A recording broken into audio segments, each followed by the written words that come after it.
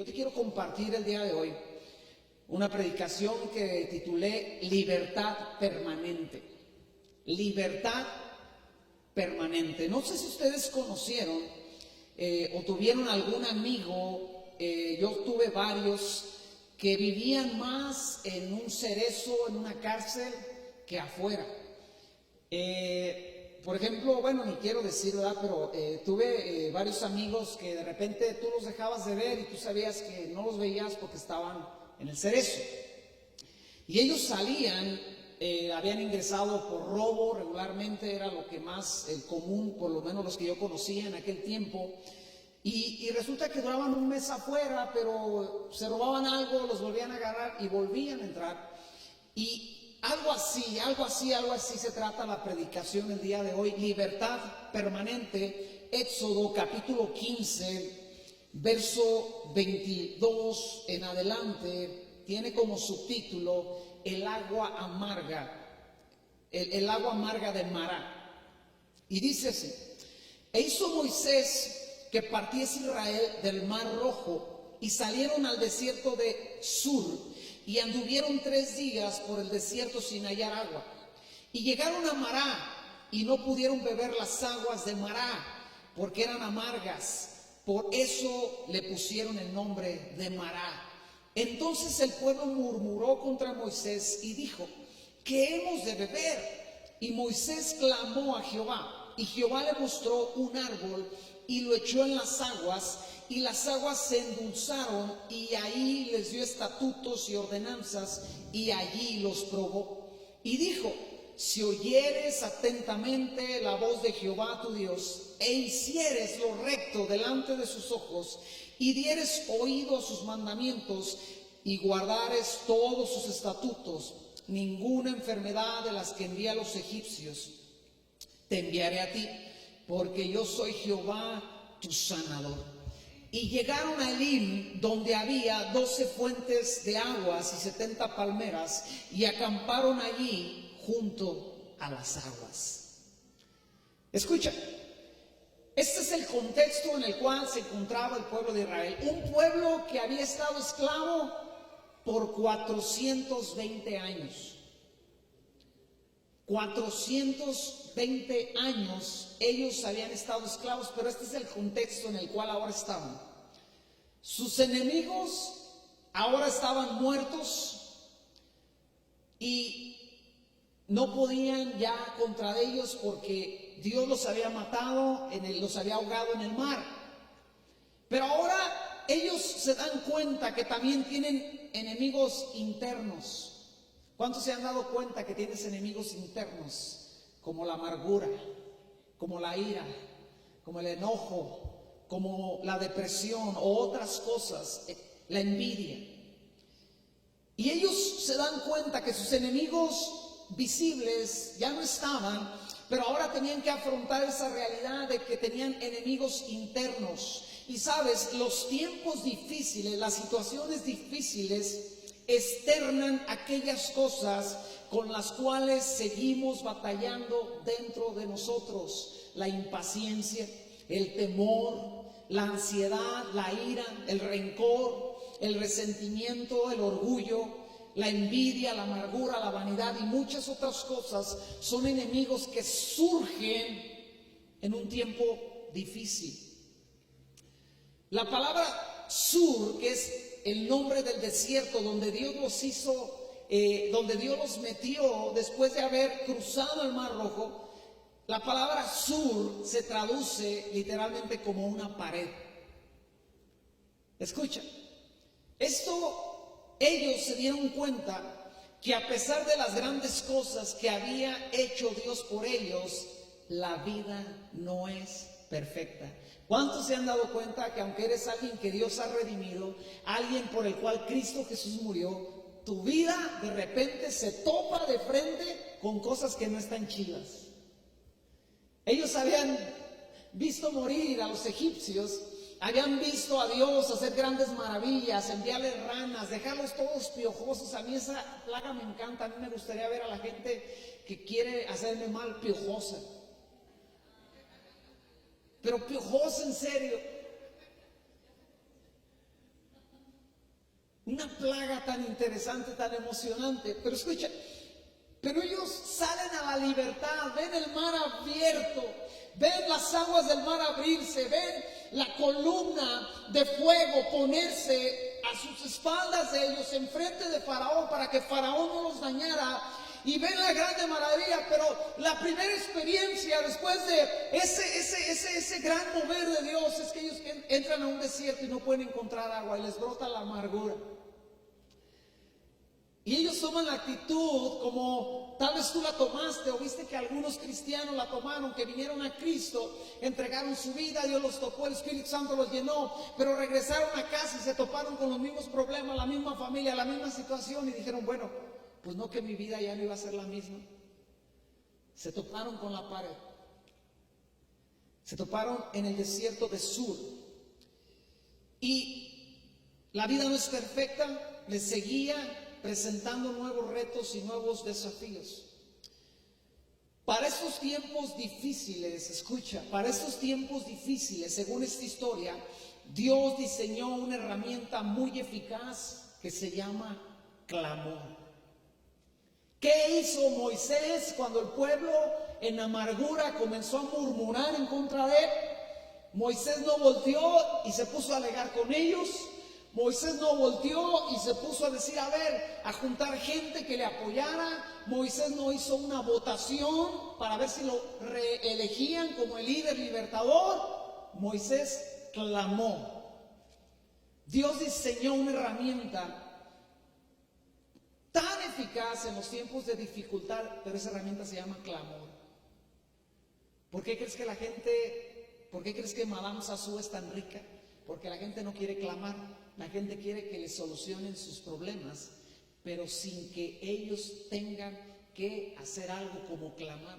Porque escucha lo que quiere decir la palabra clamar. La palabra clamor es la palabra tesac y es dar un grito desgarrador. Como la Llorona, ay mis hijos, ¿verdad? La consecuencia de ese clamor fue que Dios le mostrara un árbol a Moisés. La NBI dice que Dios le mostró, literalmente así lo dice, un pedazo de madera. Ahora déjame hacerte la pregunta, ¿esta frase te suena? ¿Un pedazo de madera? ¿Esta frase te recuerda algo? Un pedazo de madera. ¿Esta frase te revela algo, te trae algo a la mente? Un pedazo de madera. Dios no le mostró una pala para que cavara. Dios no le mostró, ¿verdad?, una oración. Dios le lleva a ver un trozo de madera y él lo tiene que echar a las aguas amargas de Mará, y dice que las aguas se endulzaron y ellos pudieron beber. Escucha, Jeremías 33:3, un verso que tú te debes de grabar de memoria. Jeremías 33:3 dice, clama a mí y yo te responderé y te enseñaré cosas grandes y ocultas que no conoces.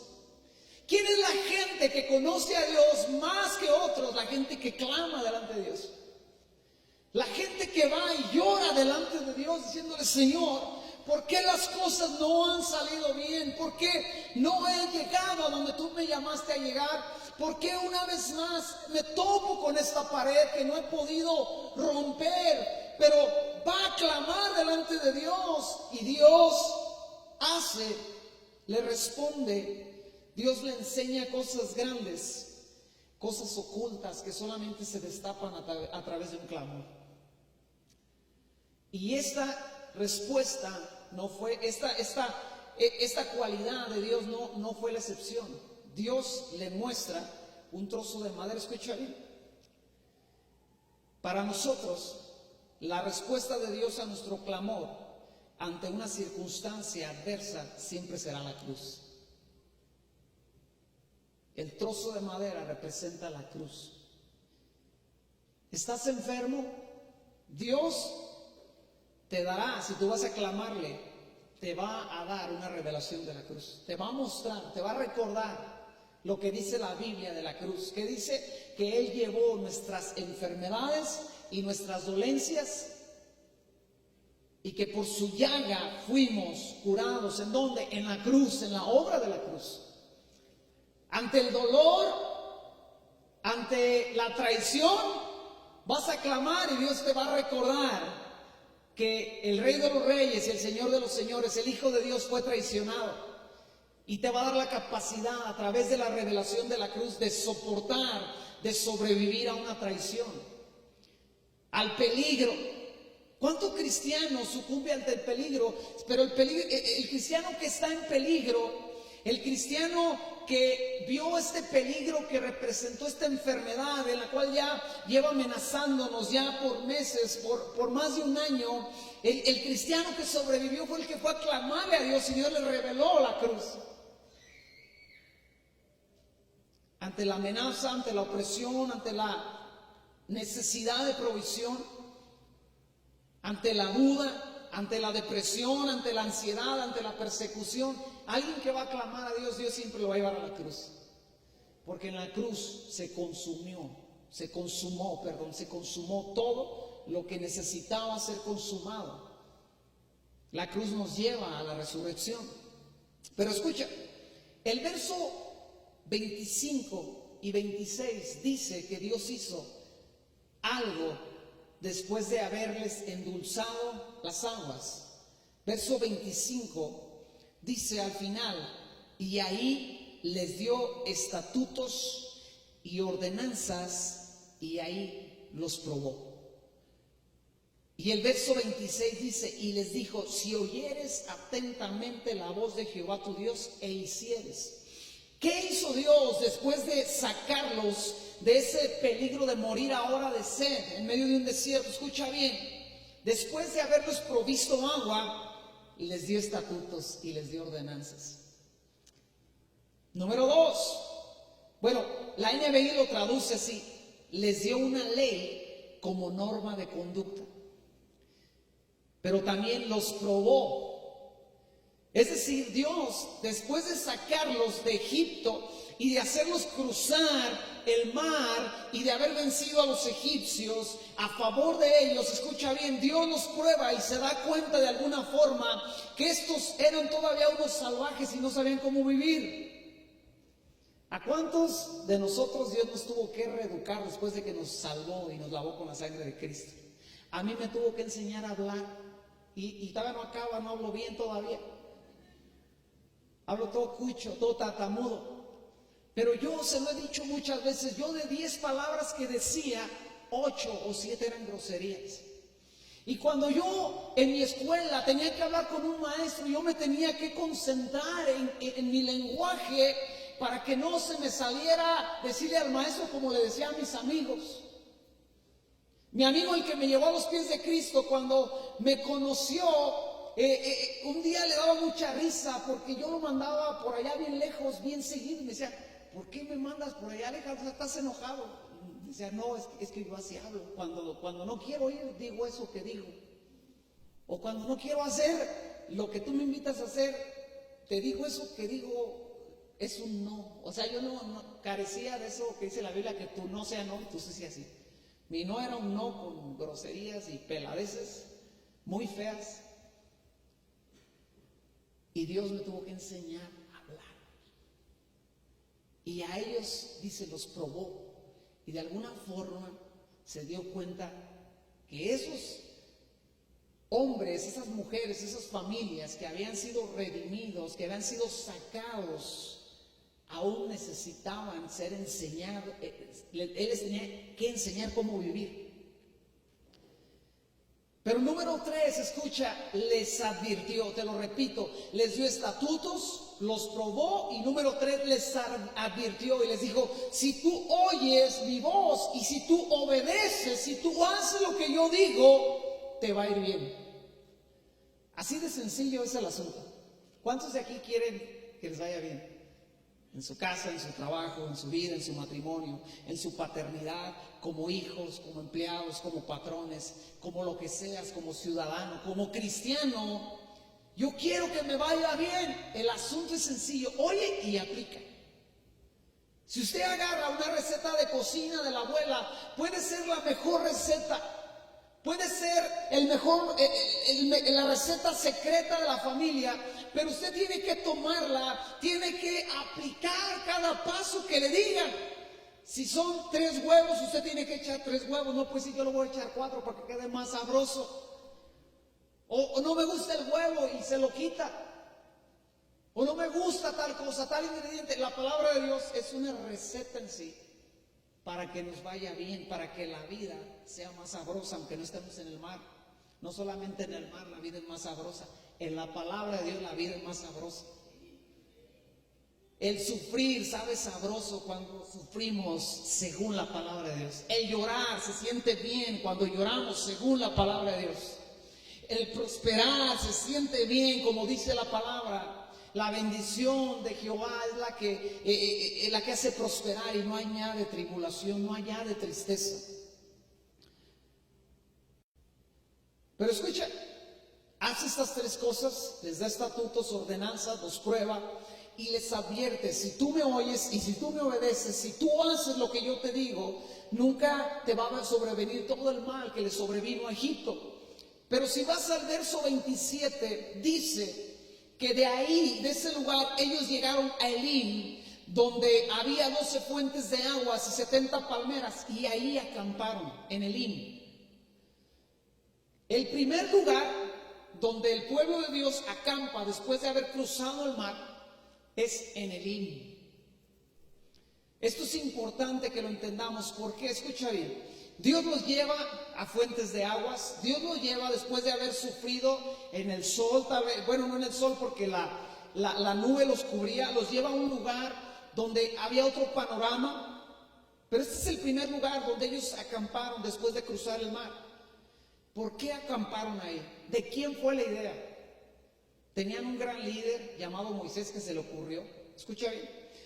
Si tú estudias cómo ellos se movieron en Éxodo capítulo 13, verso 21, dice que Jehová iba delante de ellos, de día en una columna de nube para guiarlos por el camino, y de noche en una columna de fuego para alumbrarlos, a fin de que anduvieran de día y de noche.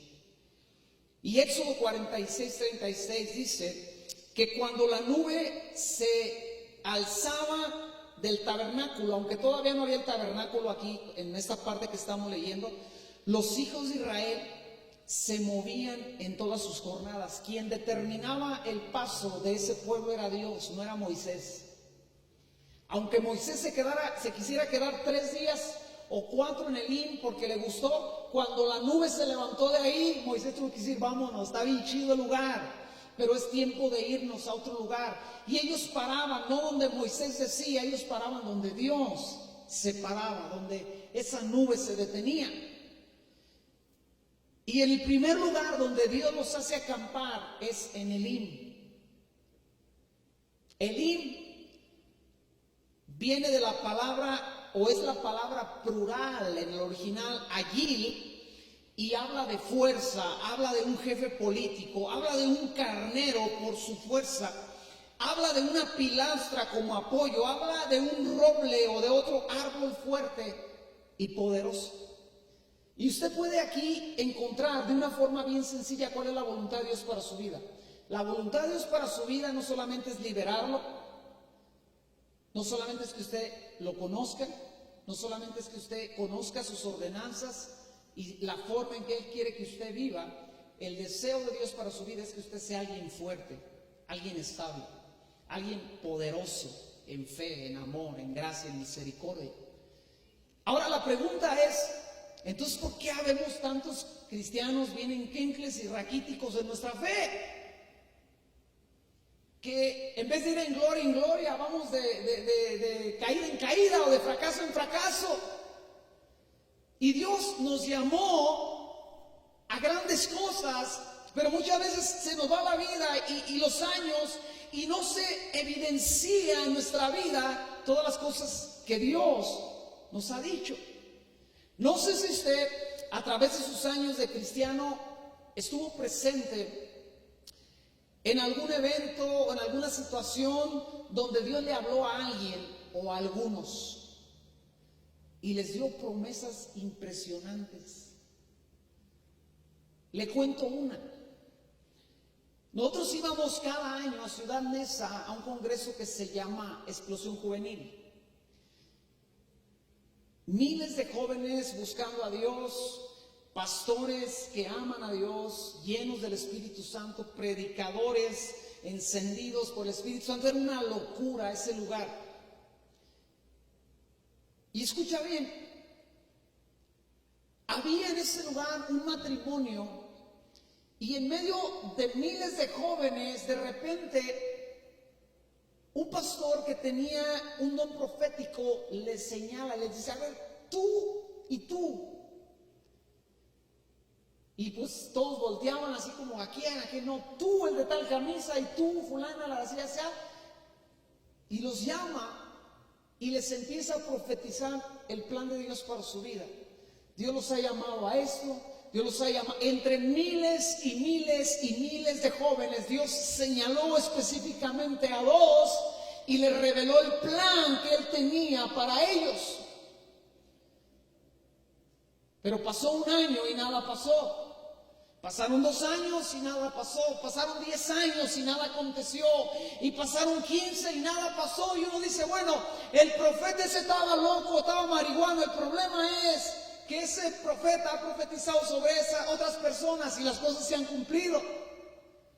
El problema es que los que conocen al Espíritu Santo moverse a través de alguien que tiene un don profético saben y reconocen que ese día Dios se movió así. Pero entonces, ¿por qué no se cumplió la palabra?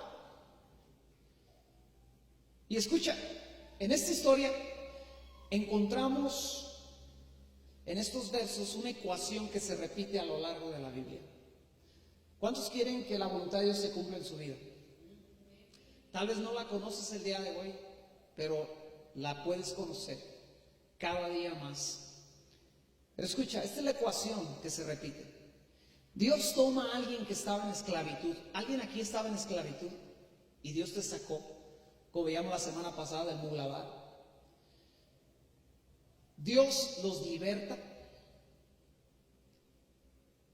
pero no los deja como caballos locos ahí corriendo en medio de la nada, sino que les da enseñanzas y les da estatutos en el Antiguo y en el Nuevo Pacto. Esta ecuación se repite, porque ¿cuántos se han dado cuenta que el Nuevo Testamento también nos dice cómo debemos de vivir?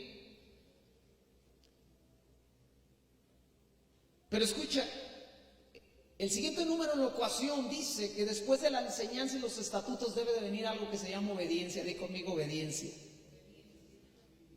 Y que si esa ecuación se hace así, arrojará como resultado una libertad permanente en nuestra vida.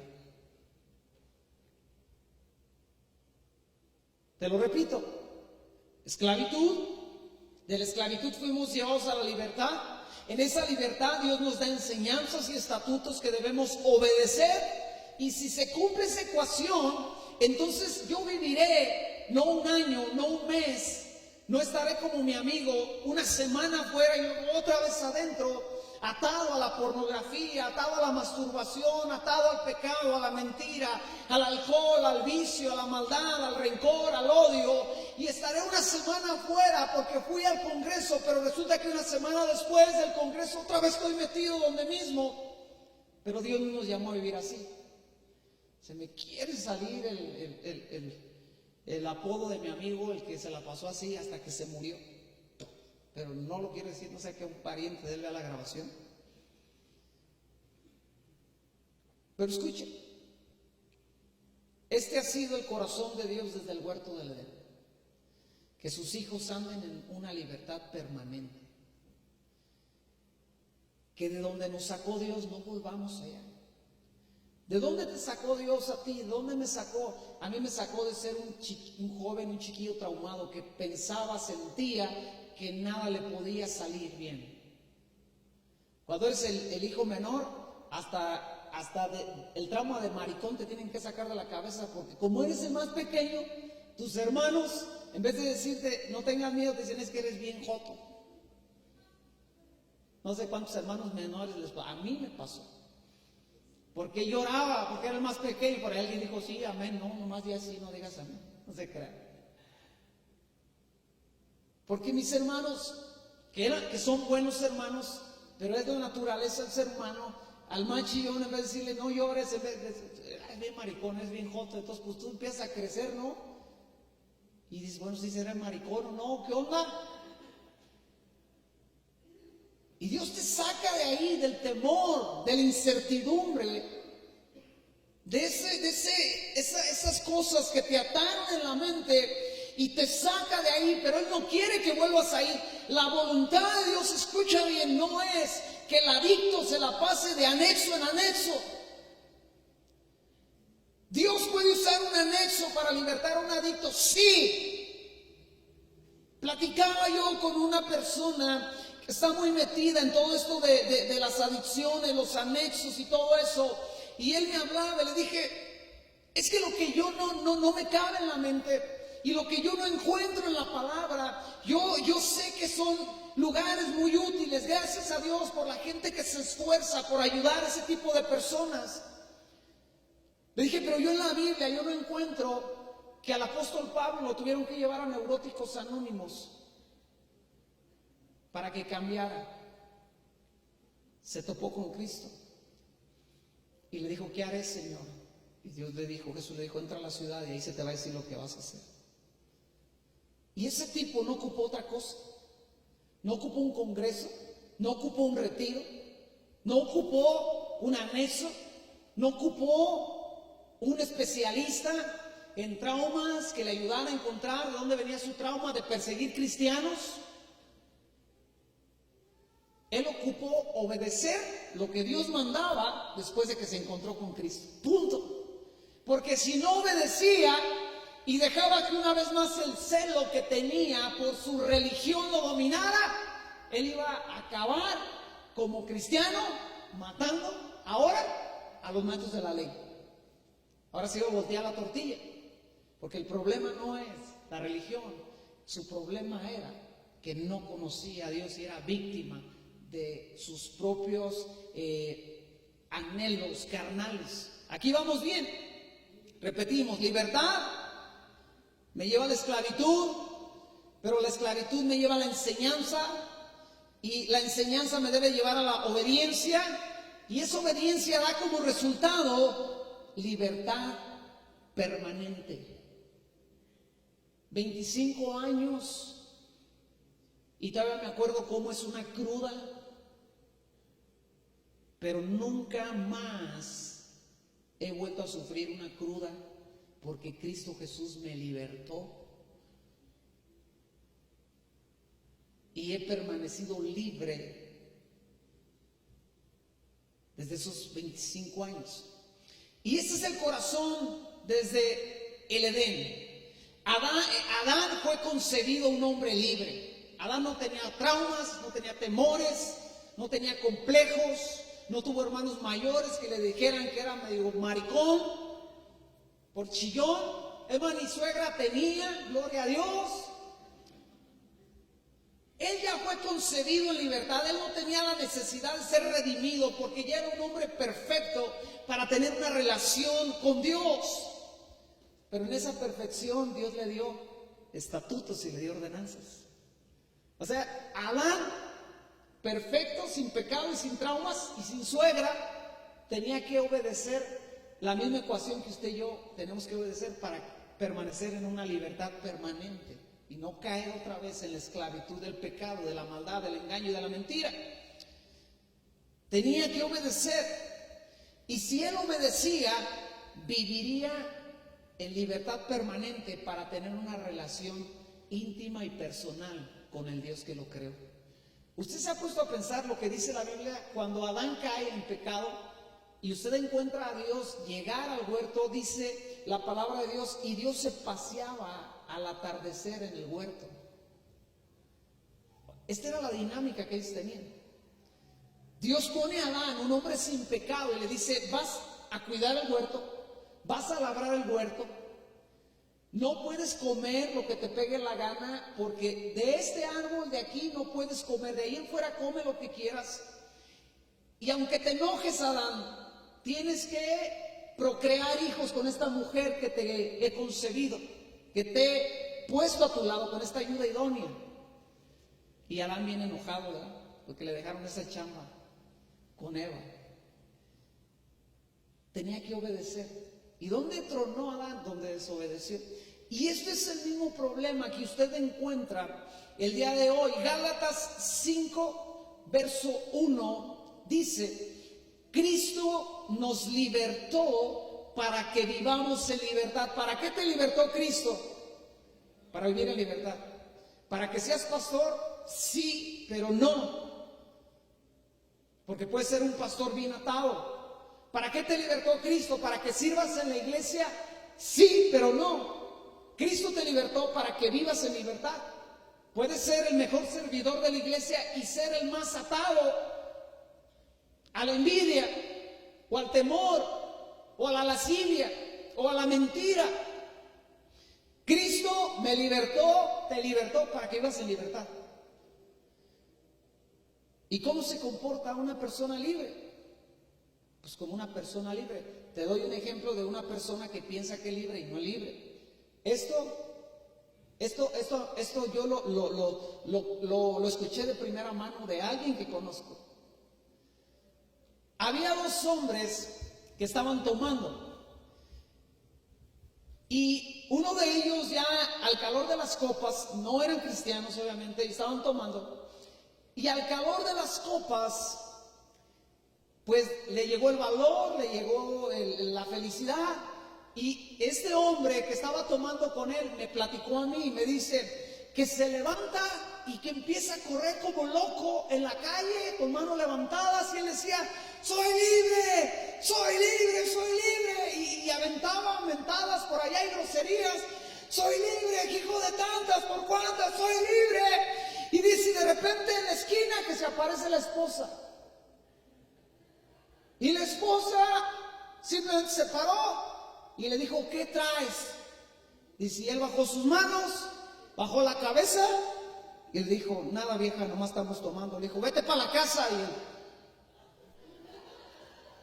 Y ese hombre no era libre. Pensó que era libre, pero estaba atado a una leona que sabía cómo dominarlo. Eso no es ser libre. Y sabe, ese cuadro muchos cristianos lo viven o lo vivimos. Decimos: soy libre, Satanás, de ti, de tus mentiras. Y de repente Dios dice: Dios no te ama. Yo conozco a un chavo que cuando se entristecía hasta ponía la mano así. Quería algo y su papá decía: no te lo compro, y así de. Y muchos cristianos así viven el día de hoy. Soy libre, Dios me llamó a predicar su palabra, Dios me llamó a ver grandes milagros, ¿me dejas orar por ti? No. Y nunca más se anima a orar. Dios me llamó a la libertad, Dios me dijo que mi matrimonio va a cambiar. Amada, ¿qué hiciste de comer? Nada, ¿qué te importa?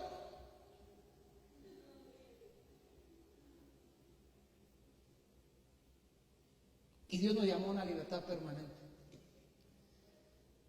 Una libertad permanente es que cuando Dios te habla y te dice: hijo, te amo por sobre todas las cosas, puede venir el diablo, puede venir quien sea y decirte: no sirves para nada, no la haces, no vas a llegar a ningún lado. Y alguien que vive en libertad voltea a ver a Dios y dice: Dios, tú me dijiste que me amas, tú me dijiste que me llamaste, tú me dijiste que corriera a ti y que te creyera y que me la creyera, que tú me has llamado. Y un mal día no te detiene, una mala semana no te detiene, un mal año no te detiene, una mala racha no te detiene, porque Dios te llamó a vivir libre de cualquier cosa. El único que puede esclavizar mi vida es Cristo Jesús, y soy esclavo por amor de nadie más, solo de Él, de nadie más. Dale un fuerte aplauso.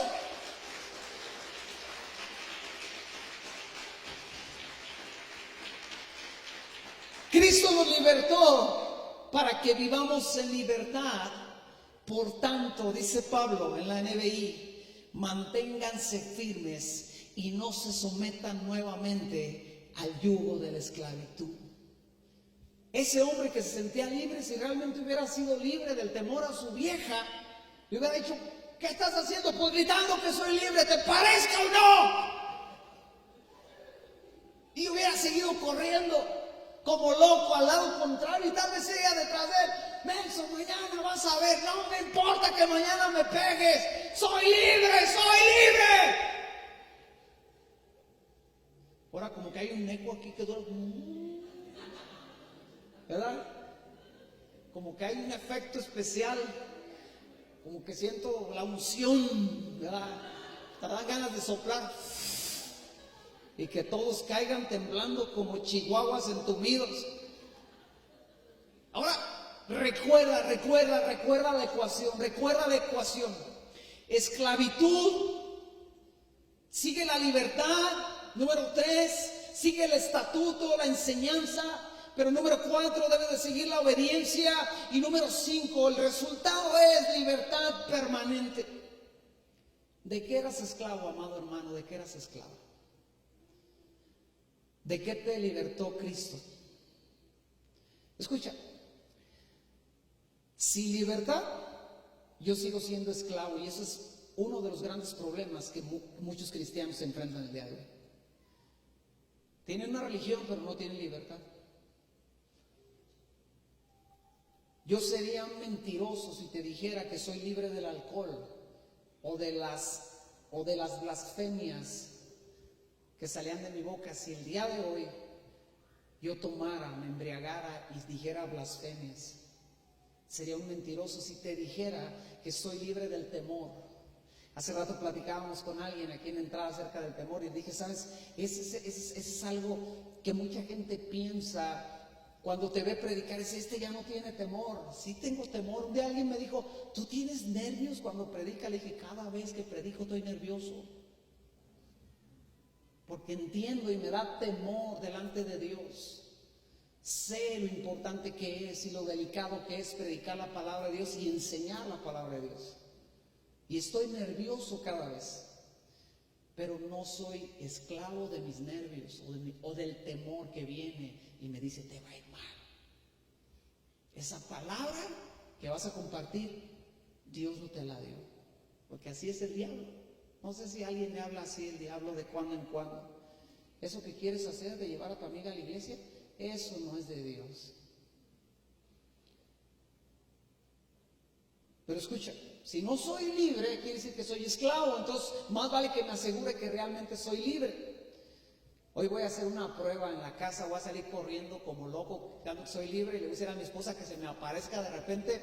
Y si yo bajo la cara, quiere decir que no soy libre. Si sigo corriendo como loco, y aunque sea para que no me pegue, quiere decir que sí soy libre.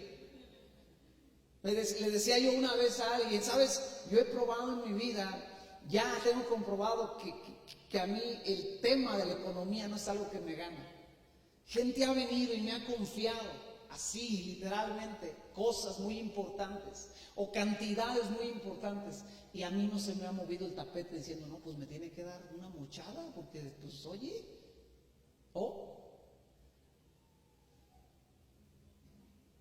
hay otras áreas donde sí tengo que batallar y luchar y defenderme con más ímpetu.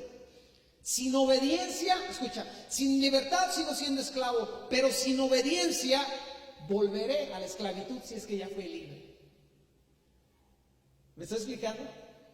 O sea, puede que sí, Dios hizo libre a ese cristiano, pero si él no camina en obediencia, él terminará otra vez como mi amigo en la cárcel, atrapado.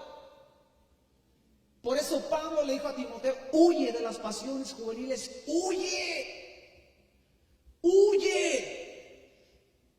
Literalmente, ¿cuántas veces tú tienes que sacarle la vuelta a una relación que no te conviene? Huye. ¿Por qué? Porque tú sabes que si te sientas a la mesa con ciertas personas, terminarán hablando de temas que no son edificantes. Huye. Literalmente muchas veces en mi vida tuve que sacar la vuelta a personas cristianas que su plática no edificaba mi vida.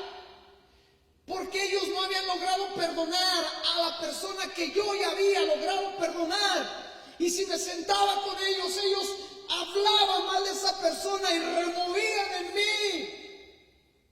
Y yo terminaba una vez más odiando, aborreciendo, hablando, juzgando, criticando. Y Timoteo fue exhortado a huir. Huir del hermano chismoso, del hermano amargado, de la familia que está sin querer crecer en Cristo. Pero escucha, sin enseñanza no sabré vivir en libertad. Si traes tu Biblia, levántala y di: sin enseñanza no sabré cómo vivir en una libertad permanente. Pastor, ¿por qué tenemos que transcribir la Biblia si ya está escrita? O sea, ¿por qué tanto rollo? O sea, usted lo que quiere es una copia. Pues voy a la papelería, me cobran a 50 varos la copia, me hacen la copia, ya, deje de estar fregando, dando lata que tengo que transcribir la Biblia.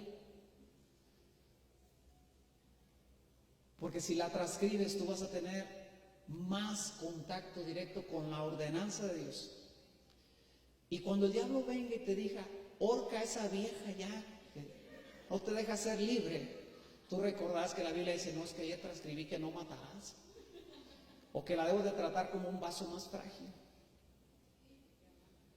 Y entonces terminarás siendo libre, porque si la matas, te van a llevar a la cárcel.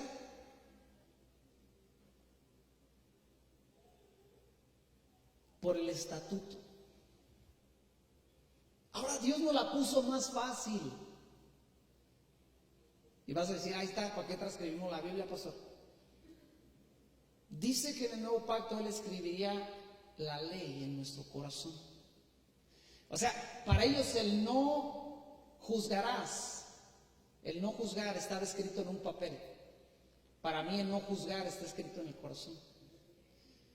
Pero el mismo deber de obedecer ellos sobre un papel lo tengo yo, obedecer sobre un corazón, y aún más.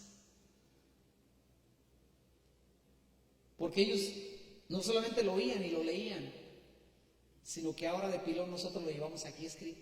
Agárrate el corazón y di: aquí está escrita la ley que dice que debo de amar a mi enemigo. Esposa mía, te amo, dile. Esposo mío, te amo. Aquí está escrita. Y usted dice: ay, está con más razón, pastor. Pues si el Espíritu Santo ya lo transcribió aquí, ¿para qué tanto rollo? Escucha, si tú obedeces en transcribir la Biblia, tú vas a ser bendecido. Yo como pastor, yo pues, bueno, ¿yo por qué voy a transcribir la Biblia? Pues todos los días la leo, todos los días me levanto. 5 de la mañana, te confieso que a veces no puedo, y por tarde me levanto a las 6. Pero ahí estoy cada semana, y lo estoy haciendo. Ahora te voy a decir una cosa: toda reforma movida, todo mover de Dios volverá a la iglesia a la palabra. Todo predicador que dice ser el gran ungido del Señor, pero que no lleva a la gente, al pueblo de Dios, a la palabra, tú debes de preguntarte si realmente es un predicador de parte de Dios. No importa qué tanto te hace temblar, aunque te toque y te deje como perro chihuahueño entumido ahí temblando en el suelo. No importa qué tantos milagros y sanidades haga, si a final de cuentas no lleva a lo bíblico, no lleva a la palabra, que esto es algo que está pasando por todos lados. Milagros y prodigios, y pásele por su agua bendita traída de Jerusalén. No, si es de Dios, porque cuando ese hombre me tocó, no, hombre, sentí las vibras. Madame Sassou te hace sentir las vibras. Pero un hombre, una mujer de Dios te va a llevar a la palabra. Y va a abrir la Biblia y te va a decir: la Biblia dice. Esta semana alguien me dijo: es que yo digo que así debe ser. No es que tú digas, es que la Biblia dice que así debe de ser. Todo matrimonio, yo cada vez que celebro un matrimonio, una unión matrimonial, y a la hora que les dan la Biblia, yo les digo, aquí se tienen que acabar todas sus broncas y discusiones. Aquí se aterriza. ¿Quién tiene la razón? Porque si yo digo, es que yo digo que así debe de ser, pues es mi palabra en contra de ella. Porque ella dice, no, es que así no debe de ser. Ah, pero si es la palabra, y yo le digo, mira, la Biblia dice que tú me tienes que honrar. Y ella me dice, ah, sí, y dice que tú me tienes que amar como Cristo amó a la iglesia.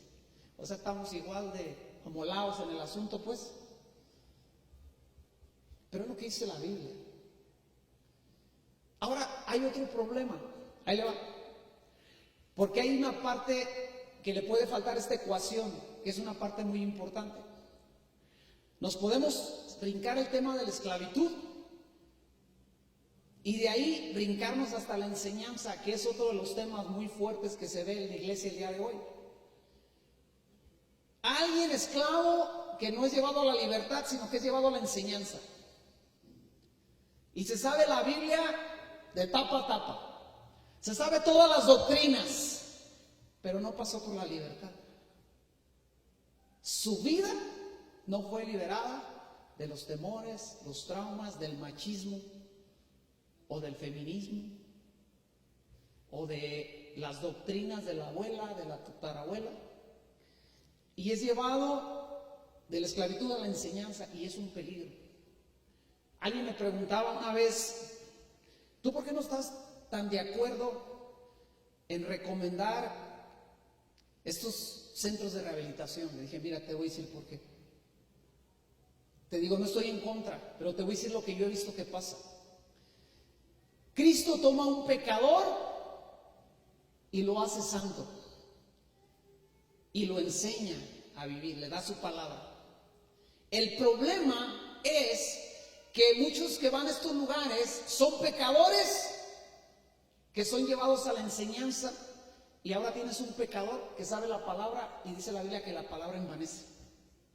Entonces ahora tienes un problema más grande porque tienes un pecador adicto que no ha sido santificado, porque solamente entregando su vida a Cristo Jesús y depositando su fe en Jesús y arrepintiéndose de su pecado es que cambiará.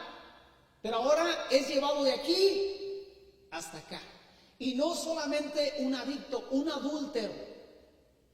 Un adúltero, tú agarras un adúltero, no nace de nuevo, no le quiere entregar su vida a Cristo, lo llenas de conocimiento, ahora tienes un adúltero envanecido que dice, ¿tú a qué me vas a decir a mí? Si la Biblia dice. Y tú dices, a ver, espérate, o sea, tú me estás diciendo lo que la Biblia dice y eres un adúltero. Estás atado, eres un pecador, caes y caes y caes. Y te estás tratando de enseñar lo que dice la palabra de Dios, que sí lo dice, el problema es que tú sigues esclavo. ¿Me está entendiendo? Y eso es un mal el día de hoy. Bueno, el día de siempre ha sido así en la iglesia de Cristo. El Salmo 107, verso 19, con esto termino. Dice así, pero clamaron a Jehová en su angustia y los libró de sus aflicciones, envió su palabra y los sanó y los libró de su ruina. ¿Qué les envió? Les envió al gran predicador ungido que sopla sobre el micrófono y la gente cae. Ponle ese efecto, José, que tan ungido que se sentía. Y caen. Y luego esa gente sale y sigue siendo adúltera, sigue siendo bebedora, sigue siendo fumadora, sigue siendo blasfema, sigue siendo fornicaria. Y uno dice, ¿qué pasó? Pues lo que pasó fue que faltó algo en la ecuación. Eso pasó. Y Cristo nos llamó a aquella iglesia a vivir en la libertad que Cristo compró para nosotros. ¿Alguien aquí ha sido hecho libre? Ya ni dices, no, ya ni sé después de la predicación. Yo creo que sí. Mira, te estoy predicando esto no porque yo crea que tú eres un esclavo que no ha sido libertado o un pecador lleno de enseñanza. Te estoy enseñando esto porque son las verdades con las cuales debemos de caminar. Cristo Jesús te libertó, amén. El diablo se te aparece y te dice, ¿qué traes? Y en vez de agachar la cabeza, dices, pues que Cristo me libertó, infeliz de ti. De ti, de tu vicio, de tu alcohol, de tu adicción, de tu pornografía. Dios me libertó.